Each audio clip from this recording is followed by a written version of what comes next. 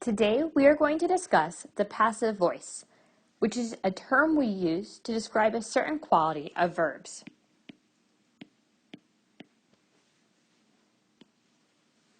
Our goal today is to be able to distinguish between active and passive voice verbs. So our first question is, what is an active voice verb? And so far, you have only worked with verbs which are in the active voice.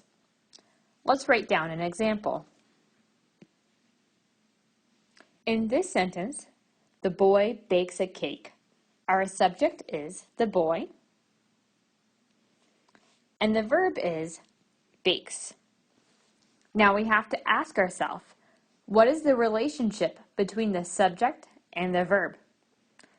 In this case, the subject is doing the verb. The boy is baking.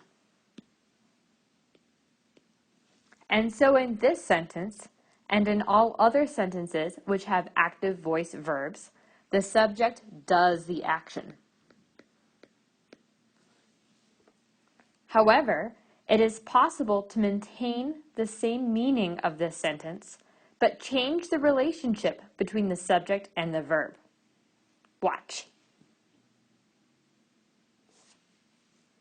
I have now just written the sentence, the cake is baked by the boy. I haven't changed the meaning of the sentence, but I have changed the relationship between the subject and the verb.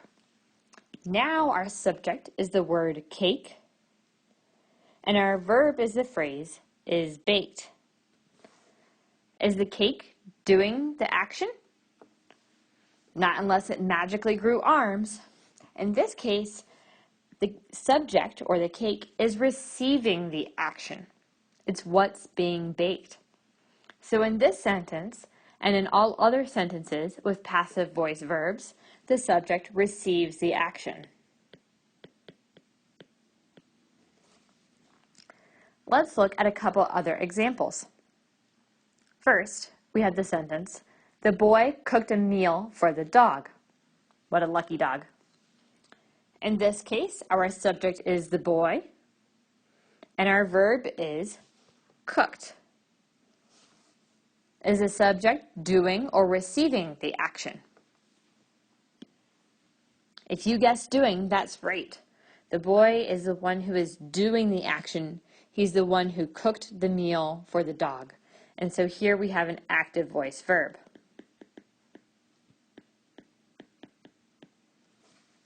Let's look at the sentence below. The meal for the dog was cooked by the boy. Here our subject is the meal,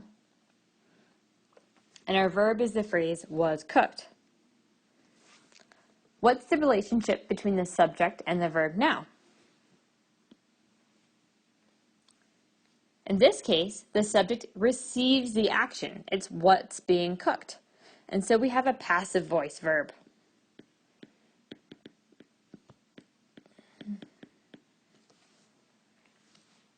Let's look at our next sentence. The man scaled the mountain. Can you identify the subject and the verb on your own? All right. If you said that the man is the subject and the word scaled is your verb, that is correct. And what's our relationship between the subject and the verb here? Is the man doing or receiving? In this case, the man is the one doing. He's the one who scaled the mountain. And so we have another active voice verb. What about the sentence below? Once again, try and find the subject and the verb on your own.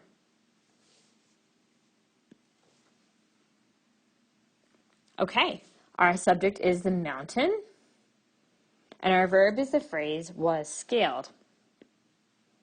In this case, the mountain is the one who's receiving the action. It's what's being scaled. And so we have a passive voice verb.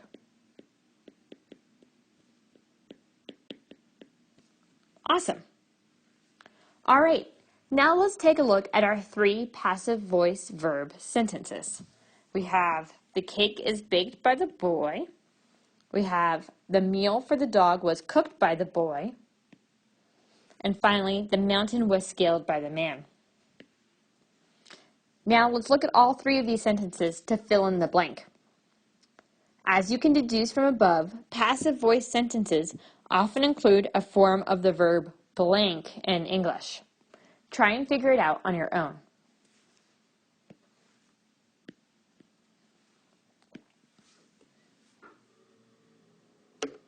All right, if you guessed the form of the verb to be, then you are correct. In sentence 1, we have is.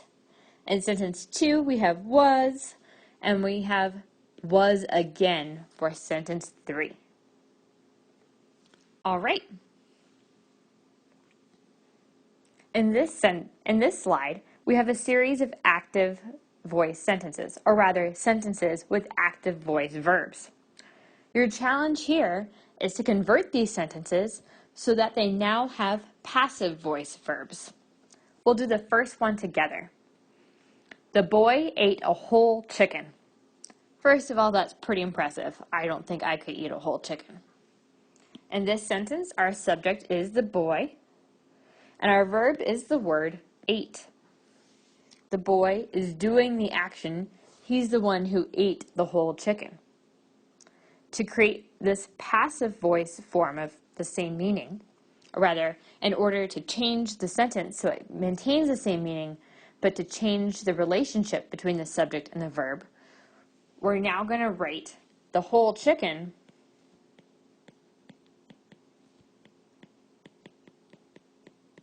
was eaten.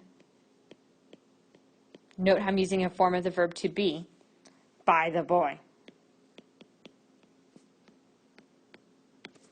All right. I want you to pause the video now and try to do the next 6 sentences on your own. In a few seconds, I'll put up the answers.